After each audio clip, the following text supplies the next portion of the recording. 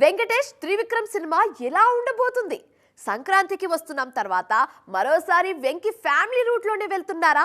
లేదంటే ఈ సీనియర్ హీరోతో గుంటూరు కారం తరహాలో గురూజీ ఏదైనా మా సినిమా ట్రై చేస్తారా? అసలు వెంకి త్రివిక్రమ్ సినిమా ఎప్పుడు మొదలు కాబోతుంది? టైటిల్ ఏంటి? ఎంతమంది హీరోయిన్లు ఉండబోతున్నారు? ట్రాక్ చేద్దాం పదండి. సంక్రాంతికి వస్తున్నాం తర్వాత వెంకటేష్ చాలా సెలెక్టివ్ గా సినిమాలు చేస్తున్నారు. ఇప్పటికే చిరంజీవి, అనిల్ రావిపూడి సినిమాలో ఓ కీలక పాత్రలో నటిస్తున్నారు ఈయన.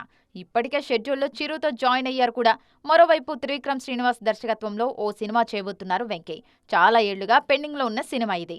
వెంకీ త్రివిక్రమ్ సినిమాకు వెంకటరమణ అనే టైటిల్ దాదాపు కన్ఫర్మ్ అయిపోయింది. దీనికి కేర్ ఆఫ్ ఆనంద నిలయం అనే ట్యాగ్ లైన్ ఉంటుందని తెలుస్తోంది.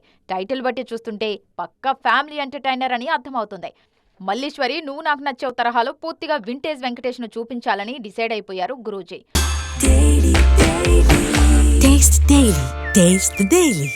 ఆగస్టులోనే వెంకీ త్రివిక్రమ్ సినిమా ఓపెనింగ్ జరగనుంది. సెప్టెంబర్ నుంచి రెగ్యులర్ షూట్ షురూ కానుంది. ఇందులో నిధి అగర్వాల్, త్రిష హీరోయిన్లుగా నటిస్తారని తెలుస్తోంది.